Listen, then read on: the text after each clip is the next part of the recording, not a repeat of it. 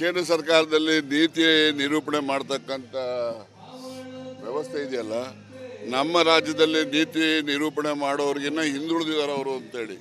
ಯಾಕೆಂದರೆ ಅವ್ರು ಇವತ್ತೇನು ತೀರ್ಮಾನಗಳು ಮಾಡಿದ್ದಾರೆ, ಈ ತೀರ್ಮಾನಗಳು ನಾವು ಹಿಂದೆನೇ ಎಲ್ಲ ಮಾಡಿದ್ದೀವಿ.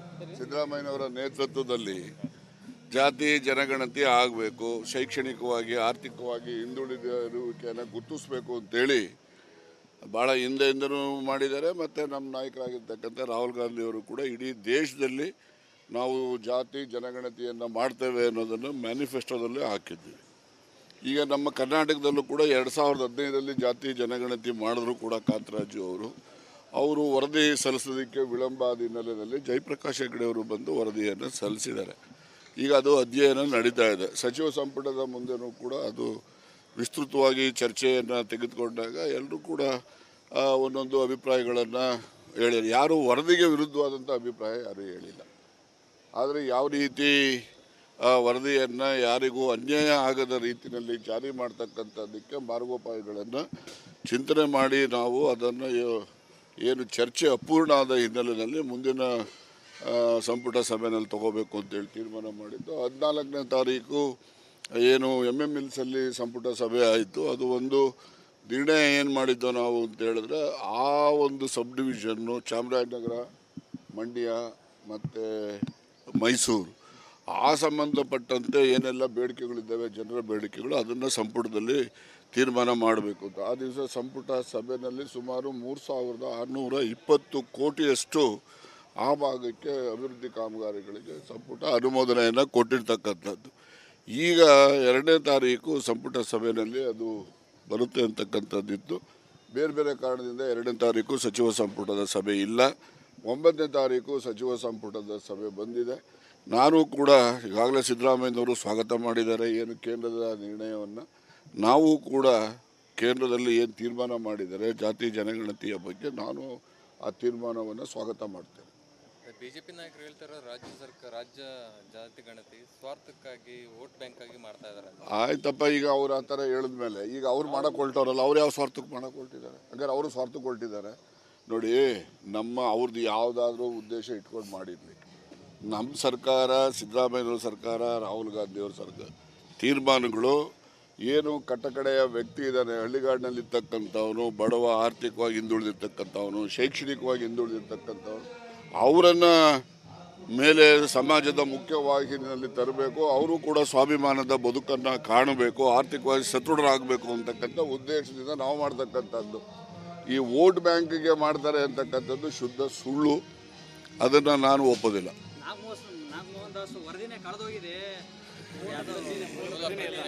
ನೋಡಿ, ಏನು ಇವ್ರು ಹೋಗಿ ಹುಡ್ಕೊಂಬಂದು ಕೊಡೋಕೆ ಹೇಳಿ, ಹಂಗಿದೆ ಕಳೆದೋಗಿದ್ರೆ ಎಲ್ಲ ಒಂದು ಕಡೆ ಇರಬೇಕಲ್ಲ, ಹುಡುಕೊಟ್ರೆ ಕಳೆದೋಗಿದ್ದನ್ನ ಹುಡುಕೊಟ್ಟವ್ರು ನೋಡಿ ಅಂತ ನಾವು ಅವ್ರ ಪ್ರಶಸ್ತಿ ಕೊಡ್ಬೋದು. ಅವೆಲ್ಲ ಸುಳ್ಳು. ಜನಗಳನ್ನು ತಪ್ಪು ದಾರಿಗೆ ಎಳಿತಕ್ಕಂಥದ್ದು, ಜನಗಳಲ್ಲಿ ಗೊಂದಲ ಸೃಷ್ಟಿ ಆಗ್ಬಿಡೋದು.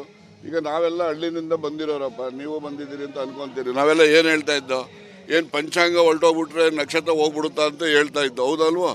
ಈಗ ಹಂಗೆ ಇದು ಅಷ್ಟೇ. ಏನು ವರದಿ ಇಲ್ಲ ಅಂತ ಅಂದಾಕ್ಷಣಕ್ಕೆ ವರದಿ ಪ್ರತಿಗಳು ಇರ್ತವೆ, ಅವೆಲ್ಲ ಸಾಫ್ಟ್ ಕಾಪಿಗಳು ಇರ್ತವೆ, ಎಲ್ಲ ಇರ್ತವೆ. ಈಗ ಎಲ್ಲರೂ ಮನೆಗೂ ಕೂಡ ಶಾಸಕರಿಗೆ ಇನ್ನೂ ಕೊಟ್ಟಿಲ್ಲ, ಅದು ಮುಂದಿನ ಹಂತದಲ್ಲಿ ಕೊಡ್ತಾರೆ. ಈಗ ಸಚಿವರ ಮನೆಗೆ ಎಲ್ಲ 8 ಸಂಪುಟನೂ ಕೂಡ ಅವ್ರ ಮನೆಗಳಿಗೆ ಎಲ್ಲರೂ ಕೂಡ ಕೊಟ್ಟಿದ್ದಾರೆ. ಅದನ್ನು ಅಧ್ಯಯನಕ್ಕೆ ಅನುಕೂಲ ಆಗಲಿ ಅಂತೇಳಿ ಯಾವ ವರದಿ ಯಾವುದು ಕಳೆದು ಹೋಗಿಲ್ಲ, ಯಾರು ಎತ್ತು ಇಟ್ಟಿಲ್ಲ, ಏನಿಲ್ಲ, ಎಲ್ಲ ದಾಖಲೆಗಳು ಇದ್ದಾವೆ.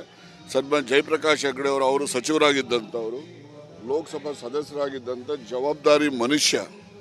ಅವರು ಅದ್ರ ಬಗ್ಗೆ ಎಲ್ಲ ಮಾಹಿತಿ ಹೇಳಬೇಕಲ್ಲ, ಕಳೆದೋಗಿದೆ ಅಂತ ಅವರಾದ್ರೂ ಹೇಳಬೇಕಿತ್ತಲ್ಲ. ಅವರ ಒಂದು ಆನೆಸ್ಟಿ ಬಗ್ಗೆ ಯಾರೂ ಪ್ರಶ್ನೆ ಮಾಡೋಂಗಿಲ್ಲ ಜಯಪ್ರಕಾಶ್ ಹೆಗಡೆ ಅವ್ರದ್ದು. ಅಂಥ ಮನುಷ್ಯ ಅದನ್ನು ಪರಿಪೂರ್ಣವಾಗಿ ಏನು ಅಪೂರ್ಣ ಆಗಿತ್ತು ಅದನ್ನು ಪೂರ್ಣ ಮಾಡಿ ಇವತ್ತು ಸರ್ಕಾರಕ್ಕೆ ಸಲ್ಲಿಸಿದ್ದಾರೆ. ಇದು ಅಧ್ಯಯನ ನಡೀತಾ ಇದೆ, ಅಂತಿಮವಾಗಿ ತೀರ್ಮಾನ ಮಾಡ್ತೀವಿ. ನಮ್ಮ ಪ್ರಮುಖ ಉದ್ದೇಶ ಇರ್ತಕ್ಕಂಥ ರಾಜಕೀಯಕ್ಕೆ ವೋಟ್ ಬ್ಯಾಂಕ್ ಮಾಡ್ಕೋಬೇಕು ಅಂತ ಅಲ್ಲ. ನಮ್ಮ ಉದ್ದೇಶ ಇರ್ತಕ್ಕಂಥದ್ದು ಏನು ಸಮಾಜದಲ್ಲಿ ಇನ್ನೂ ನಿರ್ಲಕ್ಷ್ಯಕ್ಕೆ ಒಳಗಾಗಿರ್ತಕ್ಕಂಥ ಸಮುದಾಯ ಇದ್ದಾವೆ, ಆ ಸಮುದಾಯಕ್ಕೆ ನ್ಯಾಯ ದೊರಕಿಸ್ಕೊಡ್ಬೇಕು ಅಂತ ಅಷ್ಟೇ. Thank you. ಹೇಳ್ದವ್ರು ಸ್ಥಿಮಿತ ಸರಿಗಿಲ್ಲ. ಅವ್ರು ಯಾರು ಹೇಳಿದ್ದಾರೆ, ಅವ್ರಿಗೆ ಸ್ಥಿಮಿತ ಸರಿ ಇಲ್ಲ. ನೋಡಿ,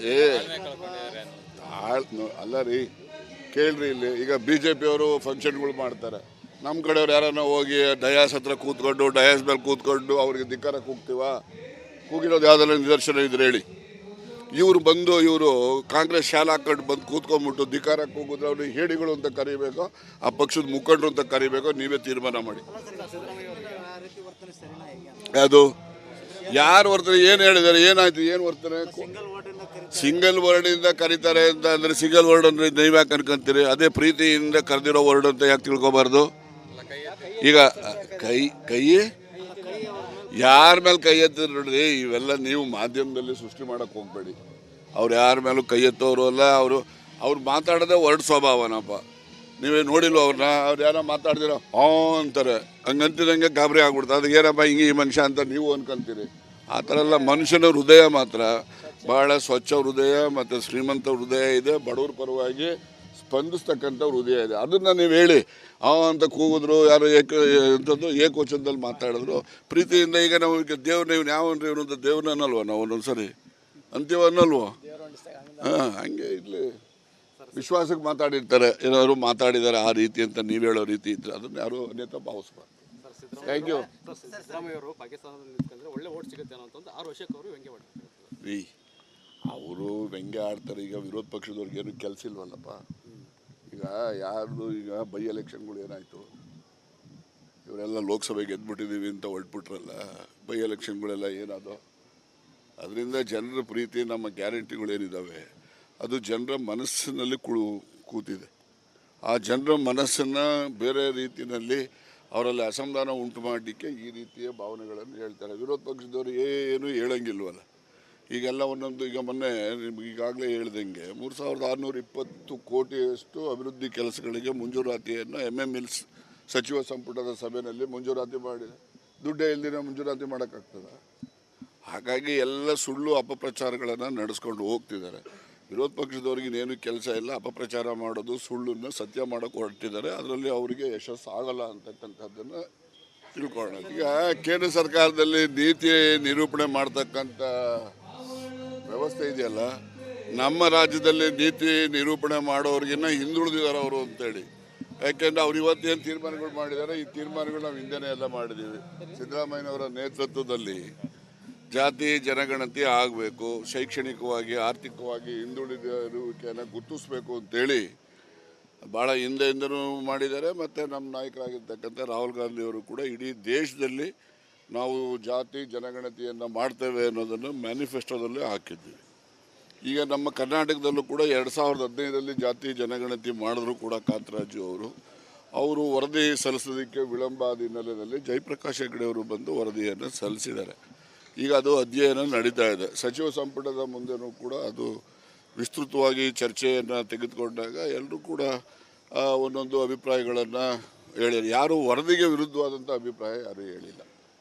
ಆದರೆ ಯಾವ ರೀತಿ ವರದಿಯನ್ನು ಯಾರಿಗೂ ಅನ್ಯಾಯ ಆಗದ ರೀತಿಯಲ್ಲಿ ಜಾರಿ ಮಾಡ್ತಕ್ಕಂಥದ್ದಕ್ಕೆ ಮಾರ್ಗೋಪಾಯಗಳನ್ನು ಚಿಂತನೆ ಮಾಡಿ ನಾವು ಅದನ್ನು ಏನು ಚರ್ಚೆ ಅಪೂರ್ಣ ಆದ ಹಿನ್ನೆಲೆಯಲ್ಲಿ ಮುಂದಿನ ಸಂಪುಟ ಸಭೆಯಲ್ಲಿ ತಗೋಬೇಕು ಅಂತೇಳಿ ತೀರ್ಮಾನ ಮಾಡಿದ್ದು. 14ನೇ ತಾರೀಕು ಏನು MMLsಲ್ಲಿ ಸಂಪುಟ ಸಭೆ ಆಯಿತು. ಅದು ಒಂದು ನಿರ್ಣಯ ಏನು ಮಾಡಿದ್ದೋ ನಾವು ಅಂತ ಹೇಳಿದ್ರೆ, ಆ ಒಂದು ಸಬ್ ಡಿವಿಷನ್ನು ಚಾಮರಾಜನಗರ, ಮಂಡ್ಯ ಮತ್ತು ಮೈಸೂರು, ಆ ಸಂಬಂಧಪಟ್ಟಂತೆ ಏನೆಲ್ಲ ಬೇಡಿಕೆಗಳಿದ್ದಾವೆ, ಜನರ ಬೇಡಿಕೆಗಳು, ಅದನ್ನು ಸಂಪುಟದಲ್ಲಿ ತೀರ್ಮಾನ ಮಾಡಬೇಕು ಅಂತ. ಆ ದಿವಸ ಸಂಪುಟ ಸಭೆಯಲ್ಲಿ ಸುಮಾರು 3620 ಕೋಟಿಯಷ್ಟು ಆ ಭಾಗಕ್ಕೆ ಅಭಿವೃದ್ಧಿ ಕಾಮಗಾರಿಗಳಿಗೆ ಸಂಪುಟ ಅನುಮೋದನೆಯನ್ನು ಕೊಟ್ಟಿರ್ತಕ್ಕಂಥದ್ದು.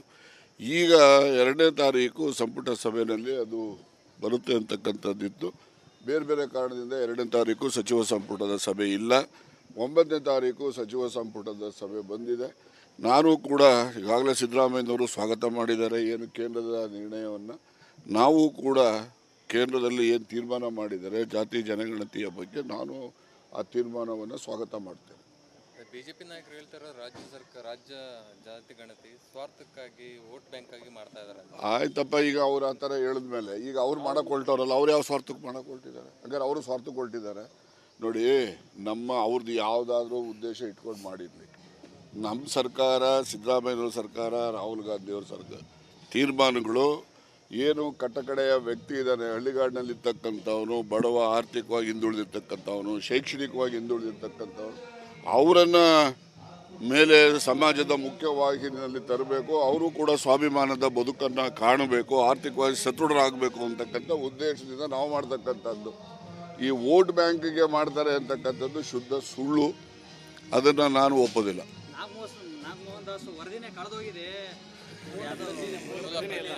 ನೋಡಿ, ಏನು ಇವ್ರು ಹೋಗಿ ಹುಡ್ಕೊಂಬಂದು ಕೊಡೋಕೆ ಹೇಳಿ, ಹಂಗಿದೆ ಕಳೆದೋಗಿದ್ರೆ ಎಲ್ಲ ಒಂದು ಕಡೆ ಇರಬೇಕಲ್ಲ, ಹುಡುಕೊಡಿ. ಹುಡುಕೊಟ್ರೆ ಕಳೆದೋಗಿದ್ದನ್ನ ಹುಡುಕೊಟ್ಟವ್ರು ನೋಡಿ ಅಂತ ನಾವು ಅವ್ರ ಪ್ರಶಸ್ತಿ ಕೊಡ್ಬೋದು. ಅವೆಲ್ಲ ಸುಳ್ಳು. ಜನಗಳನ್ನು ತಪ್ಪು ದಾರಿಗೆ ಎಳಿತಕ್ಕಂಥದ್ದು, ಜನಗಳಲ್ಲಿ ಗೊಂದಲ ಸೃಷ್ಟಿ ಆಗ್ಬಿಡೋದು. ಈಗ ನಾವೆಲ್ಲ ಹಳ್ಳಿನಿಂದ ಬಂದಿರೋರಪ್ಪ, ನೀವು ಬಂದಿದ್ದೀರಿ ಅಂತ ಅನ್ಕೊಂತೀರಿ. ನಾವೆಲ್ಲ ಏನು ಹೇಳ್ತಾ ಇದ್ದೋ, ಏನು ಪಂಚಾಂಗ ಹೊರಟೋಗ್ಬಿಟ್ರೆ ನಕ್ಷತ್ರ ಹೋಗ್ಬಿಡುತ್ತಾ ಅಂತ ಹೇಳ್ತಾ ಇದ್ದೋ, ಹೌದಲ್ವಾ?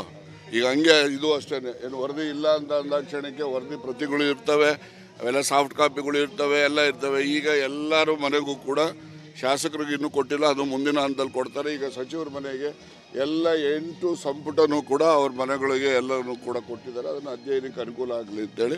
ಯಾವ ವರದಿ ಯಾವುದು ಕಳೆದು ಹೋಗಿಲ್ಲ, ಯಾರು ಎತ್ತು ಇಟ್ಟಿಲ್ಲ, ಏನಿಲ್ಲ, ಎಲ್ಲ ದಾಖಲೆಗಳು ಇದ್ದಾವೆ. ಸನ್ಮಾನ್ಯ ಜಯಪ್ರಕಾಶ್ ಹೆಗಡೆ ಅವರು ಸಚಿವರಾಗಿದ್ದಂಥವರು, ಲೋಕಸಭಾ ಸದಸ್ಯರಾಗಿದ್ದಂಥ ಜವಾಬ್ದಾರಿ ಮನುಷ್ಯ.